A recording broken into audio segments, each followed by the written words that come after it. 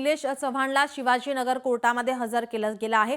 पोलिसांकडून आता निलेश चव्हाणच्या पोलीस कोठडीची मागणी करण्यात आली आहे। कसपटे कुटुंबाला बंदुकीचा धाक दाखवत धमकावल्याप्रकरणी आणि इतरही गुन्ह्यांसंदर्भात निलेश चव्हाणला अटक करण्यात आलेली आहे। नेपाळमधून त्याला अटक करण्यात आली, त्यानंतर मध्यरात्री पुण्यामध्ये आणण्यात आलेला आहे। त्याला आता काही वेळापूर्वी कोर्टामध्ये दाखल करण्यात आलं, युक्तिवाद करण्यात आलेला आहे।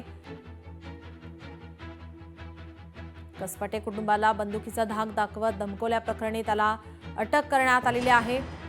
पोलिसांकडून निलेश चव्हाणच्या पोलीस कोठडीची मागणी करण्यात येते। युक्तिवाद आता सध्या सुरू आहे।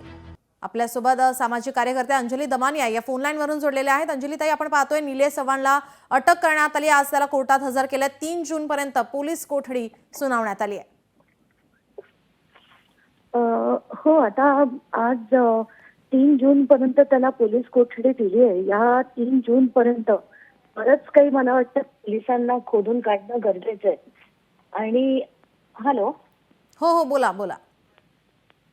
हा, नाही, आता त्यांच्याकडे कसं आहे की करिश्मा आणि लता या दोघांचेही सेलफोन अजून पोलिसांनी जप्त केलेला नाहीये, पण करिश्माचं आणि या निलेश चव्हाणचं बरंचसं फोन कॉन्व्हर्सेशन आहे, व्हॉट्सअप मेसेजेस आहेत, असं वैष्णवीच्या वडिलांनी मला काल सांगितलं।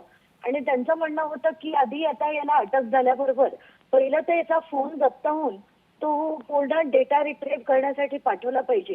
कारण आत्ताच्या घटनेला शशांक आणि या सगळ्यांनी त्यांचे इंस्टाग्राम हँडल, सगळ्या ट्विटर हँडल सगळं डिलीट करून टाकलंय। तर फोन म्हणजे पहिलं डेटा रिकव्हरीसाठी पाठवणं गरजेचं आहे, त्यानंतर बरेच खुलासे होतील असं वैष्णवीच्या बाबांना सुद्धा वाटतंय। जी अंजली ताई, धन्यवाद आपण दिलेल्या प्रतिक्रियेसाठी। लोकशाही मराठी ऐका, पहा, जागरूक रहा।